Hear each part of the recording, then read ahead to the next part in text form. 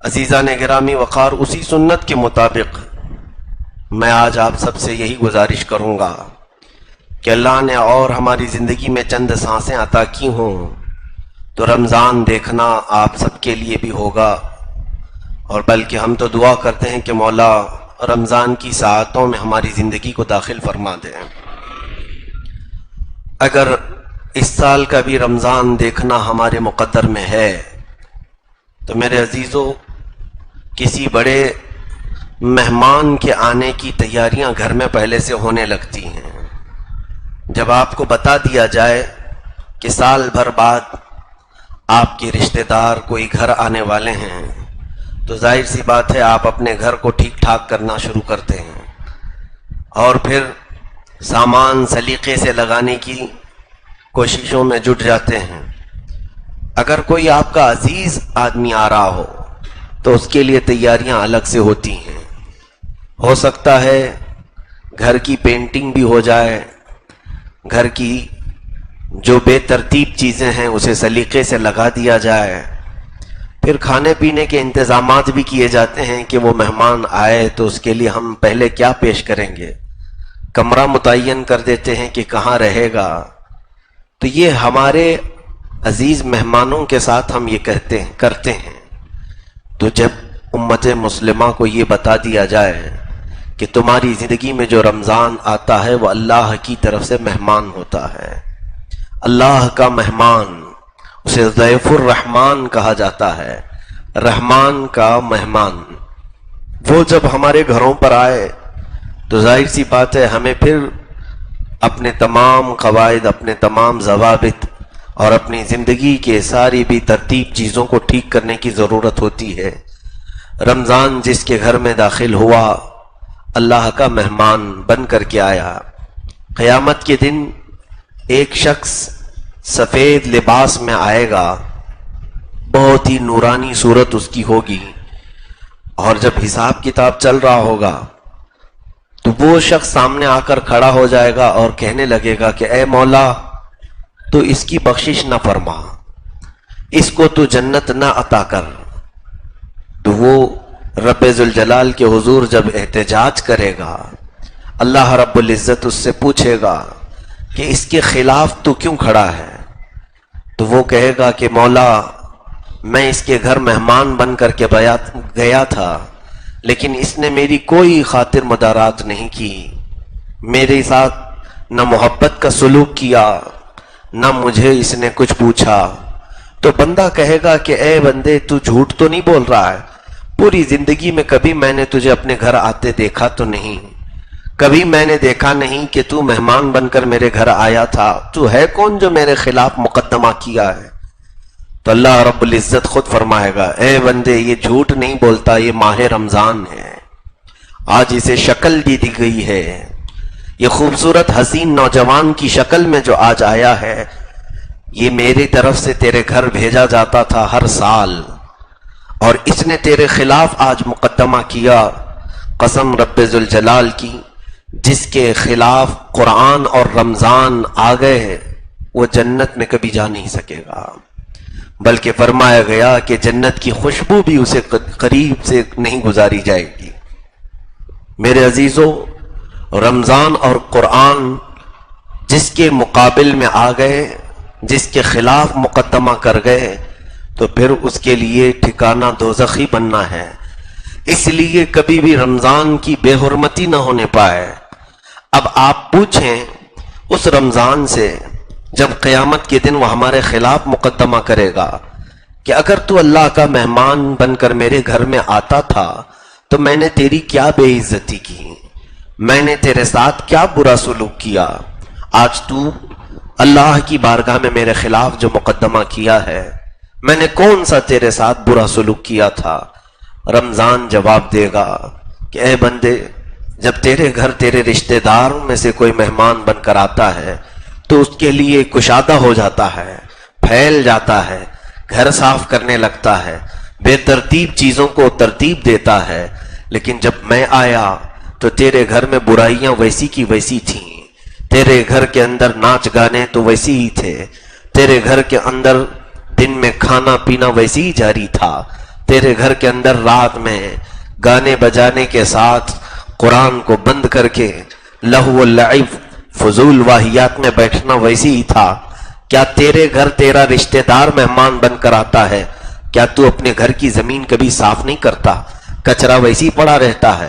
تو یہ رمضان کی حجت ہے جو ہمارے ساتھ ہوگی، رمضان کا مقدمہ ہوگا جو ہمارے ساتھ ہوگا۔ میرے عزیزو، آج بہت سارے لوگوں کو جب یہ کہا جائے رمضان کی تیاری کرو تو سب کے دماغ میں سب سے پہلی چیز یہ گونج جاتی ہے کہ اب راشن بھرنا ہوگا، پورے مہینے کا سامان لے کر کے آئیں، افطاری کی چیزیں کیا کیا لگتی ہیں فروٹ لے کے آ جائیں، اور پھر گھر میں دسترخوان کی ضرورت ہے، پلیٹ چمچ کی ضرورت ہے۔ یہ تمام چیزوں کے انتظامات کا نام رمضان کی تیاری نہیں۔ رمضان کی تیاری اسے کیا ہے؟ اس طرح کی تیاریاں تو شادی کی بھی ہوتی ہیں، اس طرح کی تیاریاں آپ کے گھر کے فنکشن کی بھی ہوتی ہیں۔ رمضان کی تیاری میں لوگ کپڑوں کی خریداری کو سمجھتے ہیں کہ اب بازار میں جلد سے جلد ہم کپڑے خریدیں۔ یہ تمام ظاہری تیاریاں ہیں جو اسباب کے ساتھ متعلق ہیں، لیکن رمضان جس کی صفائی چاہتا ہے وہ تمہارے آنکھوں کی صفائی ہے، تمہارے دلوں کی صفائی ہے، تمہارے زبان کی صفائی ہے، تمہارے ہاتھ و پیر کی صفائی ہے، تمہارے گھر کے ماحول کی صفائی ہے۔ کیا مسلمان یہ نہیں کر سکتا کہ اللہ کا مہمان آ رہا ہے، میرے گھر آج سے ٹی وی بند ہو جائے، میرے گھر جو فضول واہیات ہوتے ہیں اس کو میں کسی طرح بند کر دوں، شرم تو کروں، اللہ کا مہمان میرے گھر آنے والا ہے۔ باقی ان لوگوں سے میرا کوئی کلام نہیں، میرا خطاب، میرا بیان ان لوگوں سے نہیں جن کا تعلق اللہ سے ہے ہی نہیں، جو اللہ رب العزت سے کوئی محبت نہیں رکھتا، ان سے میرا یہ کلام نہیں ہے۔ عزیزان گرامی، تاریخ تو یہاں تک بتاتی ہے ایک مجوسی تھا، آگ کا پجاری، زندگی بھر اس نے آگ کی پوجا کی، آگ کی پوجا کرتے کرتے مر گیا۔ اس شہر میں جو ایک بڑے قطب تھے، ولی کامل تھے، انہوں نے خواب میں دیکھا کہ وہ جنت میں ٹہل رہا ہے، جنت کے باغیچوں میں وہ ٹہل رہا ہے۔ اس سے انہوں نے سوال کیا کہ تو آگ کی پوجا کرتے کرتے زندگی بتا گیا، تیرا جنت سے کیا تعلق؟ اس مجوسی نے، آگ کے پجاری نے جواب دیا، اے اللہ والے، یقیناً میں نے زندگی پوری کفر و شرک میں بتا دی، ختم کر دی، صرف ایک بات میری زندگی میں ایسی آئی تھی کہ میں مسلمانوں کے رمضان کا بڑا ادب کرتا تھا۔ میرا بیٹا ایک دن بازار میں کھا رہا تھا رمضان کے وقت، تو میں نے زوردار اس کے چہرے پر تھپڑ مارا اور کہا، کمبخت، تجھے معلوم نہیں یہ مسلمانوں کا رمضان ہے، اس میں سارے لوگ بھوکے رہتے ہیں، وہ کھاتے پیتے نہیں، تجھے معلوم نہیں رمضان کو وہ اللہ کا مہمان سمجھتے ہیں، تو علل اعلان بازار میں کیسے کھا رہا ہے؟ میرے بچے نے کھانا پینا پھینک دیا اور توبہ کر لیا۔ بس میں اگرچہ کافر تھا، مشرک تھا، لیکن مسلمانوں کے سامنے پورے رمضان میں کبھی کھاتا پیتا نہیں تھا۔ تو جب میری موت قریب آئی تو ایک حسین نوجوان میرے سامنے آیا، میں بستر پر تھا، اس حسین نوجوان کے پاس بہت ساری میٹھی چیزیں تھیں اور جنت کی خوشبوئیں دکھا رہا تھا۔ میں نے پوچھا کہ اے نوجوان، مجھے تیرے ہاتھ میں جو ہے وہ چاہیے۔ اس نے کہا، بس میں رمضان ہوں، اگر تو ایک بار اللہ پر ایمان لے آئے تو میں یہ ساری چیزیں تجھے دلاتا ہوں۔ تو نے میرا ادب کیا تھا، تو نے میرا احترام کیا تھا، اس لیے تیری موت سے پہلے میں تیرے پاس آیا ہوں تجھے بتانے کے لیے کہ یہ جو جنت کی خوشبو تو میرے پاس دیکھ رہا ہے، یہ جو میٹھی چیزیں، مشروبات تو دیکھ رہا ہے، یہ اس کے لیے ہے جو ایمان پر انتقال کرتا ہے۔ تو یہ مجوسی کہتا ہے، میں نے فوراً کلمہ طیبہ پڑھا اور ایمان لایا، چند ساعتوں کے بعد میرا انتقال ہوا، مجھے ایمان والوں میں اٹھایا گیا، اور اسی رمضان کی شفاعت تھی، اس کی سفارش تھی کہ اللہ رب العزت نے مجھے جنت میں مقام عطا فرمایا۔ عزیزان گرامی وقار، غیر مسلم یا کافر، مشرک ہو کر اگر وہ رمضان کا ادب و احترام کرے تو موت کے قریب رمضان اس کی سفارش کے لیے آ جاتا ہے، رمضان اس کے لیے اللہ کی بارگاہ میں احتجاج کرتا ہے کہ مولا تعالیٰ اس سے تو بخش کر جنت عطا کر۔ لیکن ہمارے معاشرے میں بعض لوگوں نے اس کو آپشنلی سمجھا ہے۔ روزے کو کیا سمجھتے ہیں؟ آپشنلی ہے، بلکہ یہ پوچھتے بھی ہیں تیرے کتنے روزے ہوئے، تیرے کتنے روزے ہوئے. کیوں یہ پوچھا جاتا ہے؟ مسلمان ہے، مسلمان سے یہ پوچھنا بھی نہیں چاہیے کہ روزہ ہے یا نہیں رمضان میں.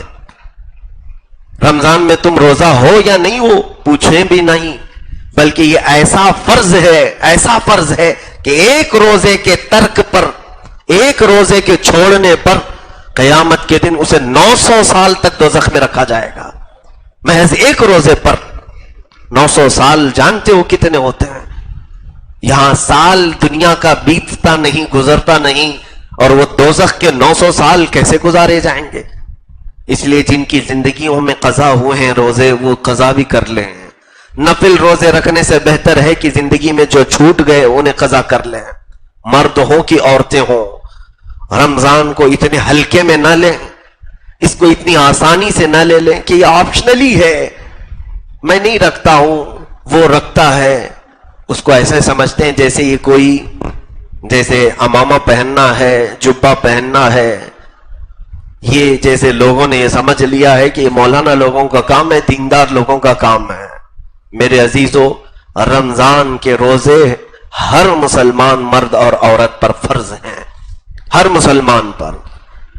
تو یہاں پر رمضان کے روزوں میں جس نے بھی تساہلی کی، کاہلی کی، اس کے گھر سے نور ختم کر دیا جاتا ہے، اس کے گھر سے برکتوں کو اٹھا لیا جاتا ہے. عزیزان محترم، میرے آقا صلی اللہ تعالی علیہ وسلم نے جو فرمایا، احادیث کی روشنی میں ایک بات بتا دوں. کیا آپ کو ایسا محسوس نہیں ہوتا کہ سال بھر جو بندہ بھٹکا پھرتا رہتا ہے، بھولے ہوئے راستوں پر گھومتا رہتا ہے، رمضان آتے ہی وہ اپنے مولا کی چوکھٹ پر آ جاتا ہے، رب تعالیٰ کے دربار میں جھکنے لگتا ہے. ایسوں کو ہم نے دیکھا جو سال بھر نہیں آتے تھے، لیکن رمضان کے چاند دکھتے ہی مسجدیں کھچا کھچ بھر جاتی ہیں. تراویح میں، فجر کی نمازوں میں، مغرب میں، افطار میں یہ جو ہجوم آتا ہے مسجدوں کا، پھر سال بھر وہ دیکھنے کو منظر نہیں ملتا. اس کی وجہ کیا ہے؟ یہ رمضان کا اس قدر احسان ہے ہمارے اوپر کہ بچھڑے ہوئے لوگوں کو یہ رحمان سے ملا دیتا ہے، مولا سے قریب کرتا ہے. جو بندے دور دراز جا چکے میرے مولا سے، انہیں پھر واپس کھینچ کر کے لاتا ہے. جنہوں نے پورے سال میں قرآن کو اٹھایا نہیں، ان کے ہاتھوں میں بھی قرآن آ جاتا ہے. جنہیں تسبیح پڑھنے کا موقع نہیں ملتا تھا، رمضان انہیں ہاتھوں میں تسبیح بھی تھما دیتا ہے. جو رات میں کبھی اٹھنے کو گوارا نہیں کرتے، انہیں صبح کا سپیدہ ظاہر ہونے سے پہلے ہی سحری میں اٹھا دیتا ہے. جانتے ہو آپ، سحری کا جو وقت ہے وہ میرے رب کا سب سے پسندیدہ وقت ہے. اسی وقت تو اولیاء کاملین تہجد ادا کیا کرتے تھے. یہ سحری کا جو وقت ہم اٹھتے ہیں اس میں تہجد پڑھی جاتی تھی، اور پھر بارگاہ الہی میں جو دعائیں کی جاتی. رب ذوالجلال نے فرمایا، دنیا میں یہ 3 چیزیں مجھے سب سے زیادہ عزیز ہیں. ایک، بھوکوں کو کھلانا، اور مال ہونے کے بعد فقر فاقہ کرنا. تیسری چیز اللہ رب العزت نے فرمایا، جب سارے سو رہے ہو تم کھڑے ہو کر مجھ سے مناجات کر رہے ہو، مجھ سے کلام کر رہے ہو. یہ سب سے زیادہ اللہ کو پسند ہے. ہم سے زندگی میں دوسرے دنوں میں یہ اٹھا نہیں جاتا، فجر کے لیے الارم رکھ کر کے بھی نہیں اٹھتے، لیکن سحری میں یہ رمضان ہے جو اٹھا دیتا ہے. چاہے نہ چاہے بھی لوگ اٹھ جاتے ہیں، اور اس وقت کاش میرے مولا سے چند مناجات کر لیں. زندگی کی یہ سب سے اہم ساعات ہیں، سب سے عظیم ساعات ہیں. دیکھو، وہ وقت ہے جب گنہگار بھی، بڑے بڑے مجرم بھی اپنے گناہوں کے اڈوں کو سجا کر رات ختم کرتے اپنے بستروں پر جا رہے ہوتے ہیں، اور تم مولا کے حضور کھڑے ہو رہے ہوتے ہو. اکثر لوگوں کی جو زندگی ہے گناہوں پر گزرنے والی، ان کی تو راتیں ہی ہوتی ہیں دن کے برابر. وہ رات بھر تماشے کرتے ہیں، لیکن جو ہماری سحری کا وقت ہوتا ہے یا ان کے سونے کا وقت قریب آتا ہے، 4 بجے کے قریب، 5 بجے کے قریب سارے بستر پر جا رہے ہوتے ہیں، اس وقت تم مولا کے حضور کھڑے ہو رہے ہوتے ہو. رب ذوالجلال ان کے گناہوں پر اگر جلال میں آتا ہے تو پھر تمہارے عبادت میں کھڑے ہونے پر اس کا جمال بھی ظاہر ہوتا ہے، اس کی رحمت بھی ہم سب کے لیے عام ہوتی ہے. عزیزان گرامی، یہ تمام وہ چیزیں ہیں جو ہماری زندگی میں انقلاب لاتی ہیں، چینجنگ لاتی ہیں. نہیں پڑھنے والا پڑھنے لگا، قرآن کے اوپر میں نے یہ بھی دیکھا ہے, ایک نوجوان کو مسجد میں دیکھا, قرآن پاک میں حافظ ہوں, اتنی تیزی سے نہیں پڑھ پاتا جتنے وہ جلدی جلدی اس طرح سے پڑھتا جا رہا ہے اور آنکھ پلٹتا جا رہا ہے. مجھے ایسا لگا کہ بغیر تجوید کے کہیں بہت فاسٹ تو پڑھ کر کے یہ غلط تو نہیں کر رہا ہے. اسے میں بلا کر روکا کہ بیٹا آپ اس طرح اتنی تیزی سے کیسے پڑھ رہے ہو کہ اتنی جلدی جلدی تمہارے ورق پلٹ جاتے ہیں, میرا ایک صفحہ نہیں ہوتا کہ تمہارے 2 ورق ہو جاتے ہیں. اس بچے نے کہا بڑے نمناک آنکھوں سے کہا, حضرت بات یہ ہے زندگی میں کبھی میں نے قرآن سیکھا ہی نہیں, میں نے قاعدہ بھی نہیں سیکھا ہے, مجھے قرآن تو دور ہے الف با بھی نہیں آتے. کہا بیٹا پھر یہ کیا کر رہا ہے؟ کہا کہ میں قرآن کے اوراق پر صرف ہاتھ پھیرتا ہوں تاکہ اللہ تعالیٰ وہ پڑھنے والوں میں مجھے دیکھ کر رحم تو فرمائے, کہ نہیں آتا ہے اس لیے چھوڑ تو نہیں دیا. میں اس وقت رمضان کے اس احسان پر قربان جاؤں. عزیزان گرامی, یہ وہ پاک مہینہ ہے جو بھولے بھٹکوں کے ہاتھوں میں بھی قرآن تھما دیتا ہے, جسے نہیں آتا اسے بھی پکڑا دیتا ہے. تراویح کے وقت, ارے میاں یہاں سال بھر عشاء کی نماز پڑھنا بھاری پڑتا ہے لوگوں کو. ہے کتنی رکعت؟ 4 رکعت فرض نماز امام کے پیچھے کبھی لوگوں کو لمبی لگتی ہے, لیکن ہے کہ یہ رمضان ہے جو ایک پارہ سننے پر بھی تمہیں اکتاہٹ نہیں دلاتا. 20 رکعتیں پڑھ لیتے ہو اور پھر وہ بھی مزے سے پڑھتے ہیں. میں ان لوگوں کی بات نہیں کرتا جن کو نماز سے شغف نہیں, تعلق نہیں, جن کا مسجدوں میں دل نہیں لگتا, لیکن اکثر میجورٹی ہماری الحمدللہ رمضان میں مسجدوں کو آباد کرتی ہے. میں آپ سب سے گزارش کر رہا ہوں جنہوں نے مسجدوں کو زینت کے طور پر اپنی عبادتوں سے سجایا ہے, کیا یہ رمضان کی چینجنگ نہیں ہے؟ یہ رمضان کا انقلاب نہیں ہے؟ کیا یہ رمضان کے بدلنے والے حالات نہیں ہے؟ کیا ہمارے لیے وہ قوت پیدا کر کے دیتا ہے رمضان کہ ہم 20 رکعت تک بھی پیچھے کھڑے رہتے ہیں؟ میں محسوس کرتا ہوں, آپ کی مسجد میں تو جانتے ہیں آپ 2 یہاں پر امام ہوتے ہیں تراویح کے لیے. میں برسوں سے الحمدللہ, اب یہ شاید 20واں سال ہوگا میری تراویح کا, انشاءاللہ رب ذوالجلال زندگی کے آخر سانس تک مجھے قرآن پاک کے ساتھ شغف اور تراویح کے ساتھ تعلق قائم رکھنے کی توفیق عطا فرما. میں نے محسوس کیا تھا تقریباً 18 سال تک میں کسی کے ساتھ شیئر نہیں کیا ایک رکعت بھی. میں 20 پڑھاتا ہوں تو پڑھاؤں گا, میں نے کبھی شیئر نہیں کیا تھا. اور پڑھانے کے وقت کبھی اندازہ نہیں ہوتا پیچھے لوگ کیا کہہ رہے ہیں. ہمیں تو اپنے مسلح کی فکر ہے. ایک حافظ قرآن کو کئی چیزوں کی توجہ دینی رہتی ہے, رکعتوں کو بھی دماغ میں رکھنا ہے, قرآن کے صفحات کو بھی, آیتوں کو بھی, اور اس کے علاوہ وقت کا خیال رکھنا ہے, اور پھر تجوید کا خیال رکھنا ہے, اور پھر ایک آیت ادھر سے ادھر مل نہ جائے اس کا خیال رکھنا ہے. پہلی رکعت میں کیا پڑھا تھا, دوسری میں سجدوں کے بعد بھول نہ جائے اس کا خیال رکھنا ہے. اب کون سی رکعت میں ہیں ہم, سجدے میں جانے کے بعد پہلی میں ہے کہ دوسری میں, یہ تمام چیزوں کے خیال میں پیچھے کا خیال آتا نہیں ہے. کتنے لوگ کھڑے ہیں, کس کے اوپر کیا بیت رہی ہے, کون اش اش کر رہا ہے, اس کا خیال ایک حافظ قرآن کو نہیں آتا. لیکن سننے کو ملتا ہے کچھ لوگ پریشان, کچھ لوگ تعریف, بہرحال. لیکن اب احساس ہونے لگا جب یہاں میں نے تراویح پڑھایا, 10 مولانا پڑھاتے ہیں, 10 میں پڑھاتا ہوں, تب اندازہ ہونے لگا کہ پیچھے کھڑے ہونے کا بھی ایک الگ علم ہوتا ہے, پیچھے کھڑے ہونے کا ایک الگ اس کی کیفیت ہوتی ہے.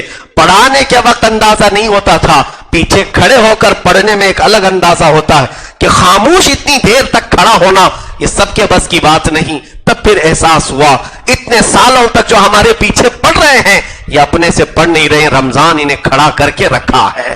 رمضان کا یہ احسان ہے کہ ان کے اندر اکتاہٹ کو ختم کرتا ہے, ملال کو ختم کرتا ہے, بے چینی اور بیزارگی کو نکال دیتا ہے. باقی دنوں میں کھڑے ہو کر کے دکھاؤ, کوئی 20 رکعت کیا 4 رکعت میں مسجدوں کی صفیں خالی ہو جائیں گے. عزیزان گرامی, اس پاکیزہ مہینے کی ہر ساعت اور ہر لمحہ ہمیں مولا سے قریب کرنے والے راستے دکھاتی ہے. رب تبارک و تعالیٰ کے حضور کتنے ایسے لوگ ہیں جو رمضان میں پوچھنے کے لیے آتے ہیں, مسائل جتنے رمضان میں پوچھے جاتے ہیں دوسرے دنوں میں نہیں پوچھے جاتے. اسی لیے میرے مولا نے فرمایا کہ اے محبوب, میرے بندے میرے بارے میں سوال کرتے ہیں آپ سے کہ ہمارا مولا ہے کہاں, کہ چند صحابہ آئے حضور صلی اللہ علیہ وسلم کی بارگاہ میں سوال کرنے. یہی اسی صفحے میں قرآن کی جو آیت میں نے تلاوت کی، شہر رمضان الذی انزل فیہ القرآن، اسی میں یہ آیت بھی آئی ہے. اللہ تبارک و تعالیٰ فرماتا ہے کہ یسألونک عبادی عنی فانی قریب، یعنی اے محبوب آپ سے میرے بندے پوچھ رہے ہیں کہ میں کہاں ہوں، میں کہاں ہوں. یہ سوال کب آیا تھا جانتے ہیں آپ صحابہ اکرام؟ یہ رمضان کے موقع پر. ظاہر سی بات ہے ایک طلب ہوتی ہے بندے کو کہ میرا مولا ہے کہاں، یہ بندہ پوچھنے کے لیے آتا ہے. تب رب نے بھی جواب کیا دیا، اے محبوب ان سے فرما دیں فإنی قریب، میں بہت قریب ہوں تم سے. اجیب دعوت الداعی اذا دعانی، جب جب تم مجھ سے بات کرتے ہو میں تمہارا جواب بھی دیتا ہوں، جواب بھی دیتا ہوں. اذا دعانی فلیستجیبوا لی ولیؤمنوا بی، تم مجھی کو پکارو اور مجھ پر ہی یقین رکھو. اللہ تعالیٰ فرماتا ہے، آپ کو میں نے شاید وہ حدیث بھی بتائی، جب بندہ سورہ فاتحہ بھی پڑھتا ہے مولا تعالیٰ کی طرف سے جواب آتا ہے الحمدللہ رب العالمین. جب بندہ تلاوت میں مشغول ہے، اس کا مطلب ہوتا ہے تمام تعریفیں اللہ کے لیے جو عالمین کا، تمام جہانوں کا پالنے والا ہے. سورہ فاتحہ کا پہلا جز، سورہ فاتحہ کی پہلی آیت پڑھتا ہے، رب کی طرف سے جواب آتا ہے. فرشتوں کو مولا مخاطب کر کے فرماتا ہے حمیدنی عبدی، اے فرشتوں دیکھو میرے بندے نے میری تعریف کی ہے، میری حمد بیان کی ہے. الرحمن الرحیم، جب بندہ رحمان اور رحیم کہتا ہے اسے مولا فرماتا ہے اثنانی عبدی، میرے بندے نے میری ثنا بیان کی ہے.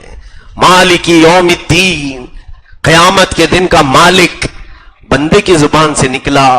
رب ذوالجلال فرماتا ہے مجدنی عبدی، فرشتے دیکھو میرا بندہ مجھے بزرگ کہہ رہا ہے، میرا بندہ مجھے برتر کہہ رہا ہے، عظیم کہہ رہا ہے. تو رب تعالیٰ کی طرف سے ہمارے ہر آیت پر جواب ہے. وہ قرآن میں فرماتا ہے اجیب دعوت الداعی، جب جب پکارنے والا پکارتا ہے تو میں جواب دیتا ہوں.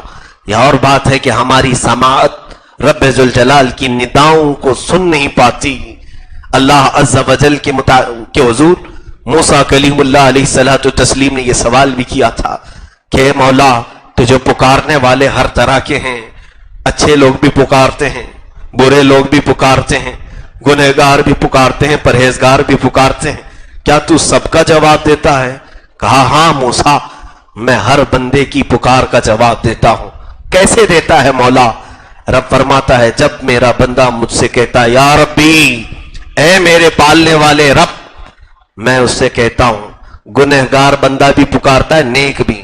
جب نیک بندہ مجھ سے یہ کہتا ہے میں اس کے جواب میں کہتا ہوں لبیک یا عبدی، اے بندے بول میں حاضر ہوں، تجھے کیا چاہیے؟ لبیک کا مطلب ہوتا ہے میں حاضر ہوں. تو رب تعالیٰ بندے سے یہ کہہ رہا میں حاضر ہوں. پھر موسیٰ علیہ السلام سے سوال ہوا، آپ نے عرض کیا مولا جب گنہگار پکارتا ہے تب بھی تو جواب دیتا ہے؟ یعنی مولا تعالیٰ کی طرف سے ارشاد ہوا ہاں موسیٰ، جب ایک گنہگار پکارتا ہے یا ربی تو جواب میں 70 بار میں کہتا ہوں لبیک یا عبدی، لبیک یا عبدی، لبیک یا عبدی. 70 بار ایک گنہگار کے پکارنے پر، اور نیک بندے کو صرف ایک ہی بار جواب آتا ہے. رب تعالیٰ فرماتا ہے ہاں موسیٰ، نیک بندہ جب پکارتا ہے اسے اپنے نیکیوں پر بھروسہ ہوتا ہے، وہ وسیلے میں اپنے اعمال پیش کرتا ہے، اس کے پاس نمازیں ہیں، روزے ہیں، بہت کچھ ہے. لیکن گنہگار جو پکارتا ہے صرف میرے بھروسے پہ پکارتا ہے، صرف میری رحمت پر اسے یقین ہوتا ہے، باقی اس کے پاس اعمال نہیں ہوتے. تو جس نے میری ذات پر کمال کا یقین کیا میں اس کے لیے اتنی مرتبہ جواب دیتا ہوں. میرے عزیزو، یہ پاک مہینہ قریب کرنے والا مہینہ ہے جو ہم بچھڑے ہوئے ہوتے ہیں. کیا آپ نے رمضان کی راتوں میں نہیں دیکھا قرآن کی تلاوت ہمارے آنکھوں سے آنسو بھی لے آتی ہے؟ قرآن کی تلاوت ہم پورے سال بھر رمضان کے علاوہ مہینوں میں کرتے ہیں، لیکن وہ کیفیت طاری نہیں ہوتی جو تراویح میں قرآن پڑھتے پڑھتے آنکھیں ڈبڈبا جاتی ہیں. بہتوں کو میں نے دیکھا قرآن اگرچہ سمجھ میں نہیں آتا ہے لیکن آیتیں پورے جسموں میں ہمارے مشاعر کو جھنجھوڑ دیتی ہیں.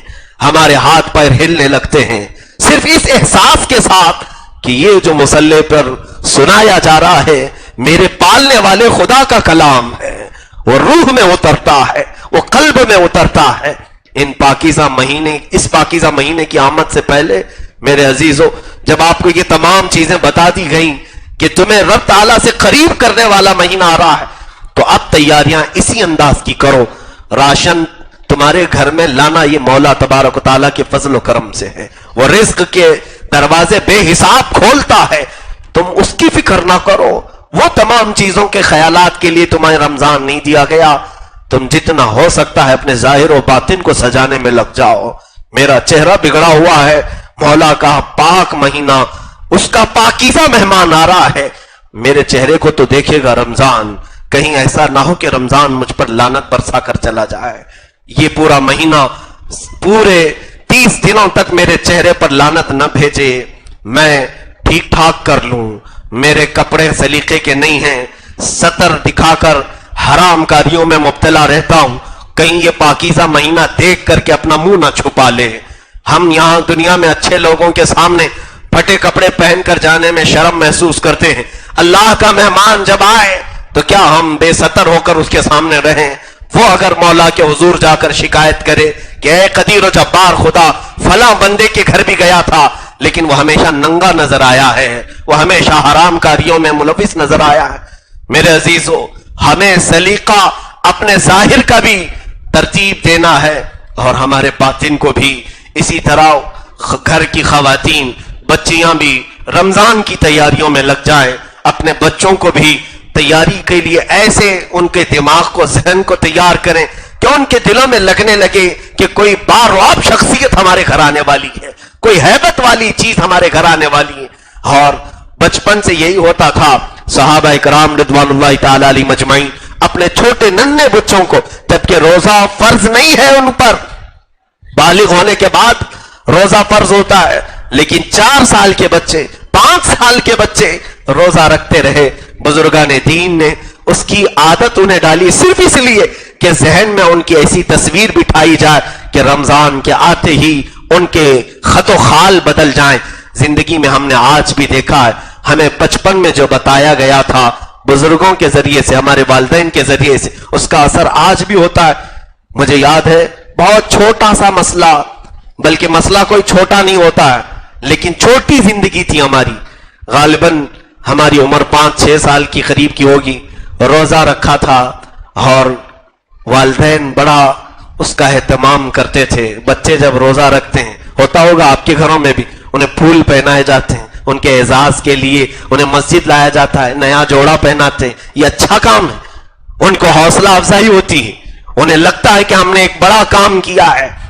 بچپن میں ایسا ہوا کہ بھول کر کے کھیلتے کھیلتے پانی پی لیے، اور اس وقت بڑا غم ہوا کہ دوستوں نے چڑھانا شروع کر دیا کہ اس کا روزہ چلا گیا، روزہ چلا گیا۔ اور روتے ہوئے جب گھر پہنچے تو ماں نے جب یہ بتایا، پہلا مسئلہ ہمیں یہ بھی معلوم ہوا کہ بھول کر کے جب بندہ کھا پی لیتا ہے تو اس کا روزہ جاتا نہیں ٹوٹتا، دل کو اطمینان نہیں ہو رہا تھا۔ مسئلہ جب یہ بتایا گیا، پھر بعد میں حدیث پاک ہمیں بتائی گئی کہ اللہ کے حبیب صلی اللہ علیہ وسلم فرماتے ہیں کہ جب رمضان میں کوئی بندہ روزے سے ہو اور بھول کر کے کھاتا پیتا ہے تو وہ خود نہیں، مولا اسے کھلاتا ہے، مولا تعالیٰ اسے پلاتا ہے۔ جب کوئی شدت کے تکلیف میں ہو تو وہ رحیم ہے مولا، وہ کریم ہے مولا، بندے کو اتنے ہی احکام دیتا ہے جتنا وہ سنبھال سکتا ہے، اور اگر طاقت سے زیادہ اس کے اوپر بوجھ آ رہا ہو تو کسی بہانے مولا اس کے منہ تک رزق کو پہنچا دیتا ہے۔ آپ نہیں دیکھتے، میں اس سے قبل بھی اس بات کو عرض کیا ہوں کہ رب ذوالجلال خود اتنی مہربانی فرماتا ہے، تمہاری طاقت سے زیادہ کا حکم نہیں دیتا، لا یکلف اللہ نفسا الا وسعها۔ جب کبھی کسی کا ایکسیڈنٹ ہو جائے، کہیں ہاتھ ٹوٹ گیا، پیر ٹوٹ گیا، تو آپ دیکھیں بے ہوش ہو جاتا ہے نا آدمی، بے ہوش ہو جاتا ہے۔ کیوں ہوتا ہے ایسے؟ ایک بڑے حکیم نے کہا ہے، درد جب تک سنبھال سکتا ہے بندہ تب تک اس کا ہوش باقی رکھا جاتا ہے، اور جب درد شدت سے زیادہ ہو جائے برداشت سے زیادہ ہو جائے تو رب تعالیٰ خود ہی اسے بے ہوشی طاری کرتا ہے، تاکہ اب اس سے زیادہ کی یہ برداشت کرنے کی طاقت نہیں رکھتا، اس کا ہوش ختم کر دیا جائے۔ بے ہوشی میں پھر پتہ نہیں چلتا درد کتنا ہو رہا ہے۔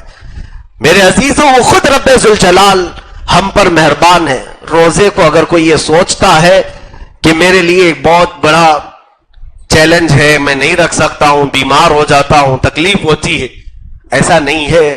تمہارا پالنے والا تمہاری صحت کو تم سے بہتر جانتا ہے، تمہارا پیدا کرنے والا تمہاری ہر چیز کو تم سے زیادہ جانتا ہے۔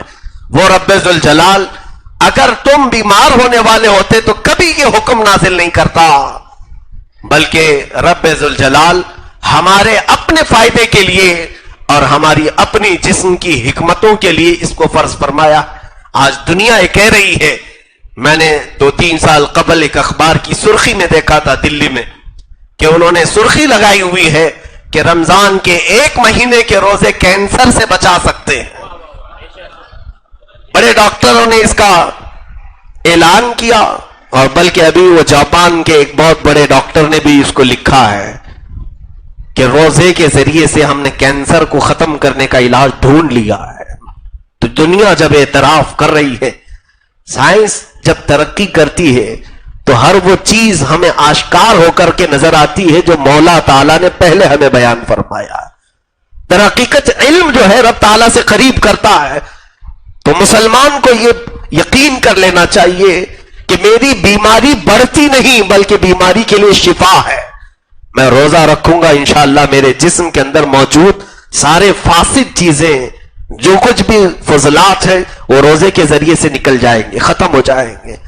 عزیزان گرام وقار، یہاں سے میں اللہ کے حبیب صلی اللہ تعالیٰ علیہ وسلم کی چند وہ تیاریاں بتاؤں جو میرے آقا صلی اللہ تعالیٰ علیہ وسلم رمضان کے آنے سے پہلے بھی اور رمضان میں فرمایا کرتے تھے۔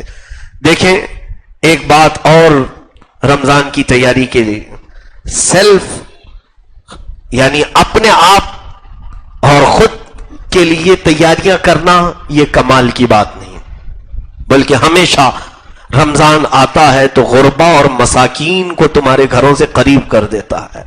کتنے غریب ایسے ہیں جن کی آس بڑھ جاتی ہے رمضان آتے ہی، جن کی تمنائیں بڑھ جاتی ہیں، ضرور ان کا خیال رکھا جائے۔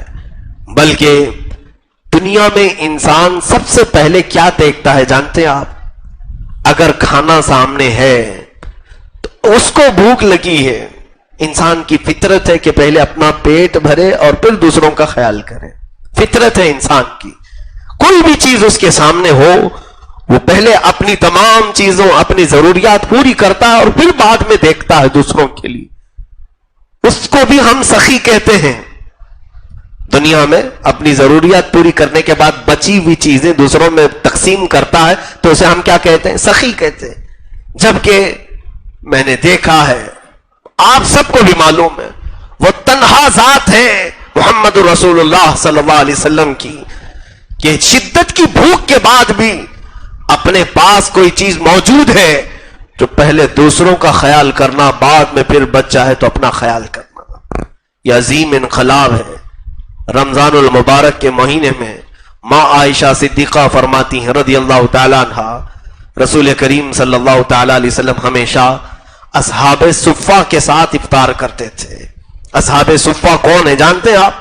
یہ 70 صحابہ جو گھر سب چھوڑ کر کے آ گئے تھے میرے آقا کی بارگاہ میں، ان کے گھر نہیں تھے، یہ سارے رشتہ داروں کو چھوڑ کر کے آئے تھے، یا تو ان کے گھروں والوں نے انہیں تکلیف دی تھی، انہیں اپنے گھروں سے نکالا تھا، جائیدادیں چھین لی تھی، ان کے گھروں پر قبضہ کیا تھا، مارا تھا، تکلیفیں دی تھی۔ وہ 70 صحابہ حضور صلی اللہ علیہ وسلم کے رحم و کرم پر پلتے تھے۔ مسجد نبوی میں ایک کٹا، ایک چبوترا بنایا گیا تھا، ایک چھپر ان کے سروں پر چھت کے قسم سے ڈال دیا گیا تھا۔ کھجور کے جو چھال ہوا کرتے، کھجور کے جو پتے ہوا کرتے، اس کی چھت تھی، اور اس کے نیچے یہ 70 صحابہ بیٹھا کرتے تھے۔ اور ان کے کھانے پینے کا انتظام کیا تھا؟ جو بھی میرے آقا صلی اللہ علیہ وسلم کی بارگاہ میں صدقات پہنچتے تھے، ہدایا یا تحفے پہنچتے تھے، میرے آقا صلی اللہ علیہ وسلم انہی صحابہ کے درمیان وہ تقسیم کر دیتے تھے، ان کو کھلا پلا دیا کرتے تھے۔ انہی 70 صحابہ اکرام کو جو غریب اور مسکین جس کو ہم دنیا میں کہتے ہیں، اس طرح کی کیفیات ان کے اوپر طاری تھیں.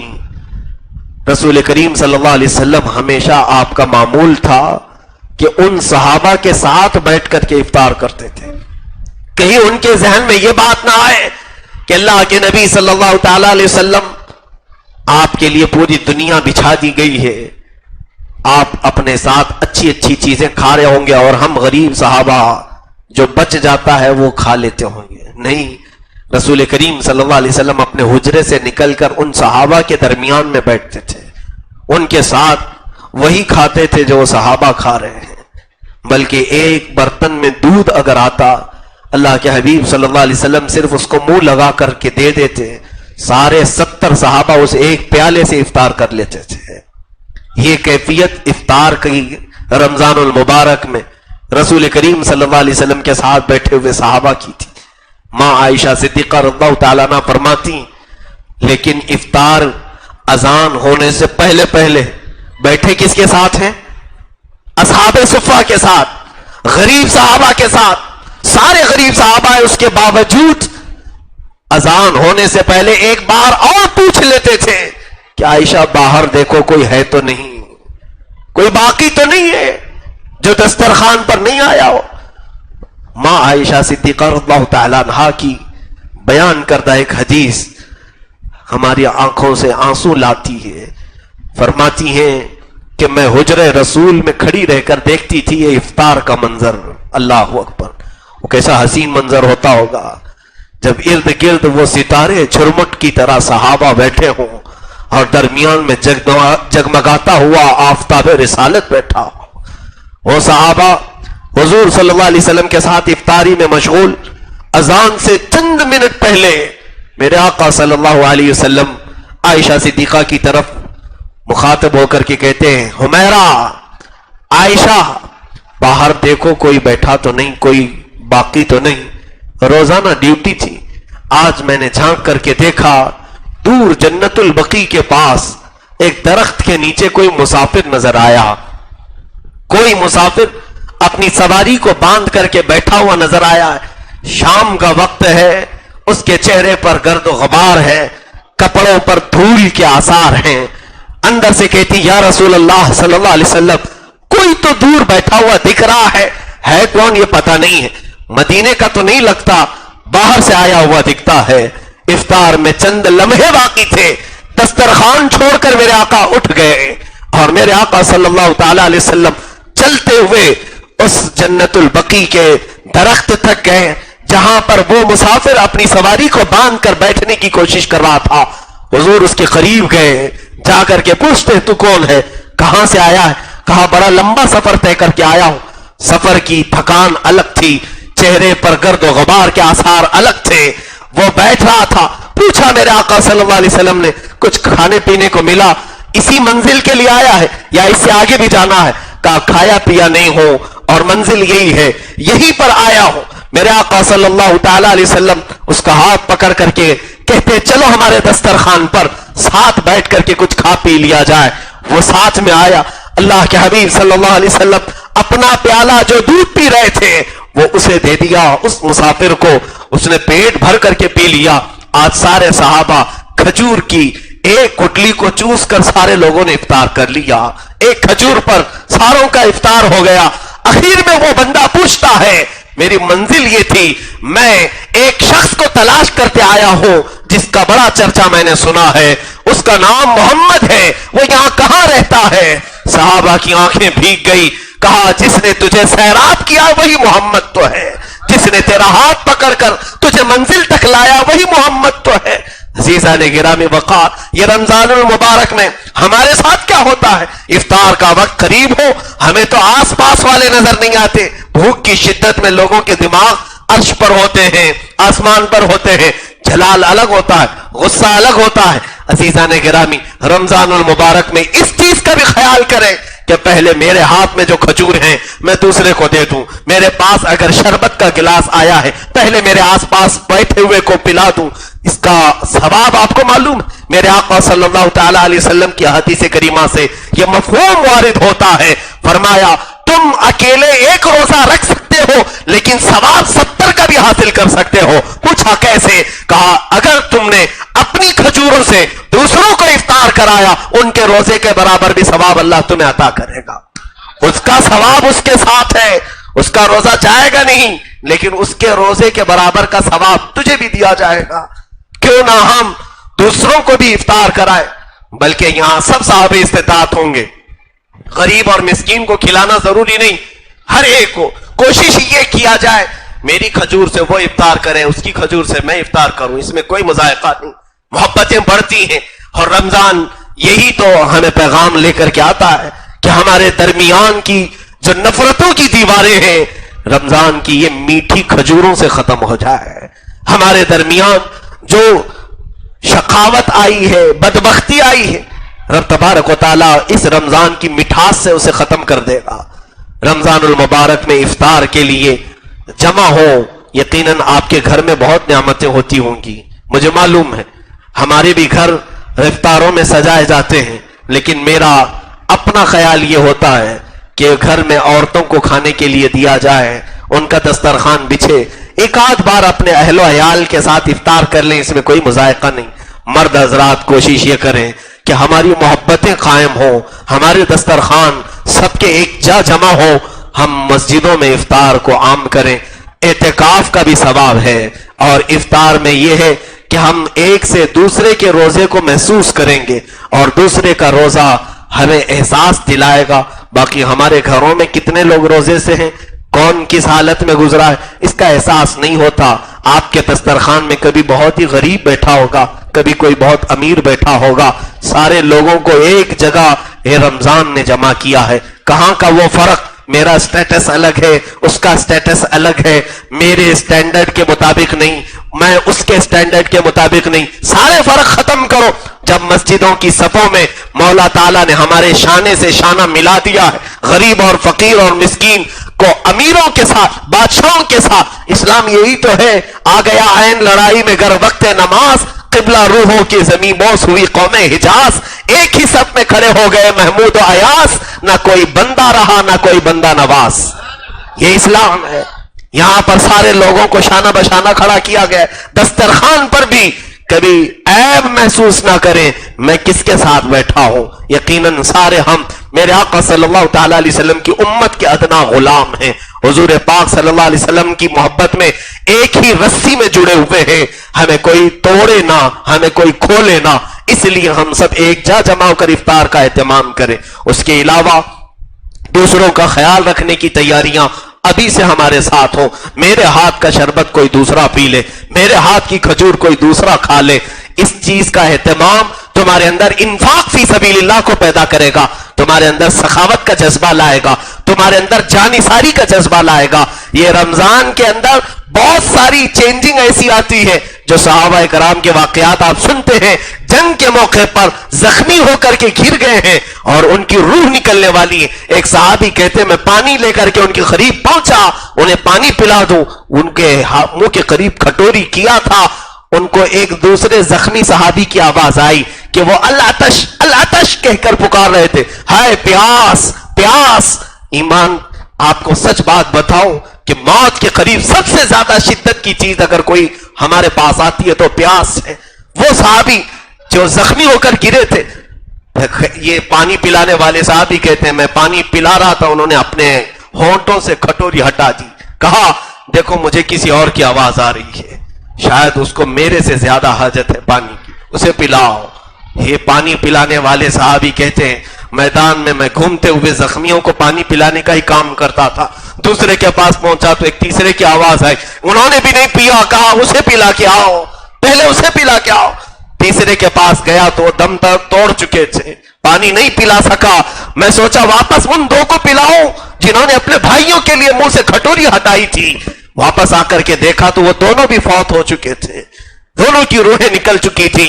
वो मशकेजा लेकर खड़े रहे साहबी, कौन सा मुआशरा मेरे आका ने पैदा किया था, कौन सा इनकलाब रसूल गिरामी वक़ात सल्लल्लाहु तआला अलैहि वसल्लम ने पैदा किया था।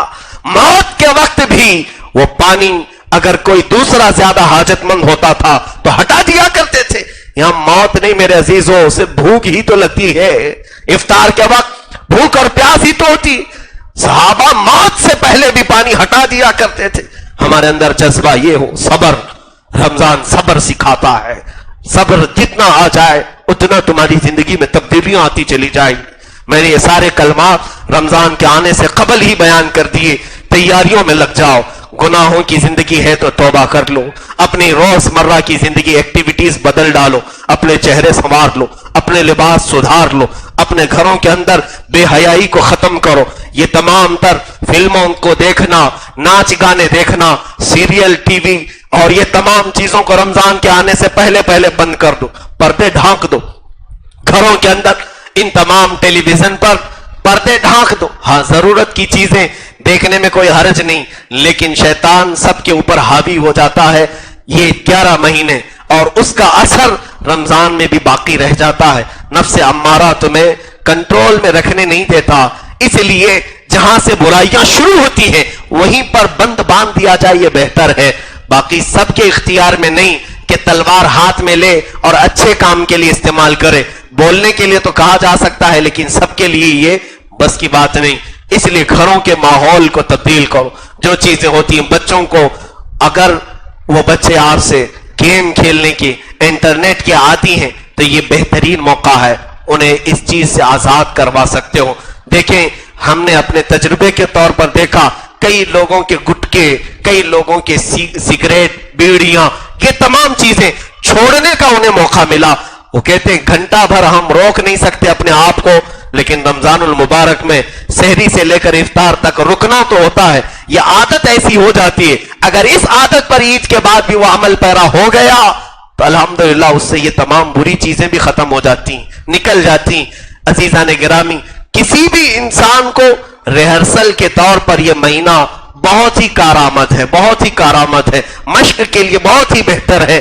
اس لیے تبدیلیاں اپنے گھروں کے اندر بھی پیدا کریں۔ رب ذوالجلال ہمیں ماہ مبارک رمضان المبارک کی آمد سے پہلے آنکھوں کی حیا عطا فرما دے، زبان کی طہارت عطا فرما دے، ہمارے کانوں کو نغمات سے، برے فاحشات کلمات سے محفوظ فرما دے۔ کریم خدا رحم الراحمین ہمارے پیٹ کو حلال لقموں سے بھر دے، حرام روزیوں سے محفوظ فرمائے، ہاتھوں پیروں کی خطاؤں کو درگزر کر دے۔ کریم خدا ہم سب کو بے حیائی کے ماحول سے نکال کر حیا کا ماحول عطا فرما، ہم سب کے گھروں میں مولا شریعت مصطفیٰ کی بہاریں عطا فرما۔ خلاق العالمین، ہم رمضان کے بہت قریب آ چکے، لیکن یہ ہمارا یقین نہیں ہے کہ ہم رمضان دیکھ سکیں گے یا نہیں۔ اللہ تو اگر رحم فرما دے، اتنی زندگی دے دیا ہے، رمضان تک ہماری زندگی کا اور دراز فرما دے، اس کی سعادتیں اور برکتیں ہمیں ضرور اس ماہ مبارک اس زندگی میں عطا فرما دے۔ اور کریم خدا اگر ہماری زندگی کا یہ آخری رمضان ہے، اس کے بعد ہم رمضان نہ دیکھ سکنے والے ہوں، مولا اسی رمضان کو ہماری بخشش کا ذریعہ بنا دے، ہمارے مغفرت کا سامان بنا دے۔ کریم خدا رحم الراحمین ہم سب کو یکجا اتحاد اتفاق کی زندگی عطا فرما۔ مومنین جس طرح سے تیری مسجدوں میں آج جمع ہے، ان کے دلوں کو بھی جمع فرما دے، کفار و مشرکین کے شر و فساد سے ہماری حفاظتیں فرما۔ وصلی اللہ تعالی علی خیر خلقی محمد وآلہ وصحبہ اجمعین، وآخر دعوانا